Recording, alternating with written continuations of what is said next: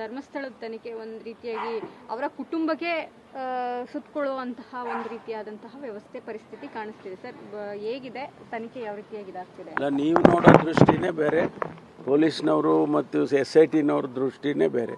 ಆ ತನಿಖೆ ಎಲ್ಲ ಮುಗಿಲಿ, ಬಂದಿದ್ದು ಏನೇನು ಡೆವಲಪ್ಮೆಂಟ್ಸ್ ಆಗ್ತಾ ಇದೆ ಎಲ್ಲದಕ್ಕೂ ಕೂಡ ಈಗ ನಾವು ಉತ್ತರ ಕೊಡೋದಾಗಲಿ ಅಥವಾ ಅದನ್ನು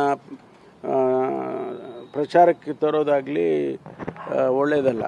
ತನಿಖೆ ಸಂಪೂರ್ಣ ಆದಮೇಲೆ ನಮಗೆ ಗೊತ್ತಾಗುತ್ತೆ.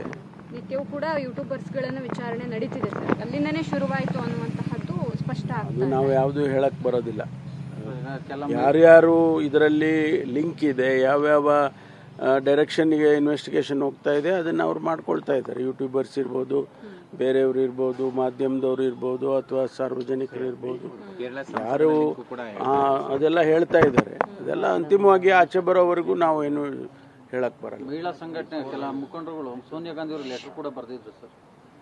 ಏನಂತ? DK ಶಿವಕುಮಾರ್ ಮತ್ತೆ ರಾಜ್ಯದ ನಾಯಕರುಗಳು ಹೇಳಿಕೆಗಳು ಕೂಡ ಒಂದಿಷ್ಟು ಸಮಸ್ಯೆ ಆಗ್ತಿದೆ, ಆ ರೀತಿಯ ಹೇಳಿಕೆಗಳನ್ನ ಕೊಡಬಾರ್ದು ಅನ್ನುವಂತಹ ನಿರ್ದೇಶನವನ್ನ ನೀಡಿ ನೀವು ಅನ್ನುವಂತಹ ಲೆಟರ್ಗಳನ್ನ ಬರೆದಿರ್ಬೋದು. ನಾನು ನೋಡಿಲ್ಲ, ಆದರೆ ನಾವು ಕೊಟ್ಟಿರ್ತಕ್ಕಂಥದ್ದು SITಗೆ ಯಾರು ನಾವು ಇಂಟರ್ಫಿಯರ್ ಆಗೋದೇ ಇಲ್ಲ. ಚೀಫ್ ಮಿನಿಸ್ಟರ್ ಆಗಲಿ, ನಾನಾಗಲಿ, ಅಥವಾ ಯಾರೇ ಬೇರೆ ಯಾರೂ ಕೂಡ ಇಂಟರ್ಫಿಯರ್ ಆಗೋದಿಲ್ಲ. ಅವರು ಇನ್ವೆಸ್ಟಿಗೇಷನನ್ನು ಮಾಡಿ ಸಬ್ಮಿಟ್ ಮಾಡ್ತಾರೆ, ವರದಿಯನ್ನು ಕೊಡ್ತಾರೆ.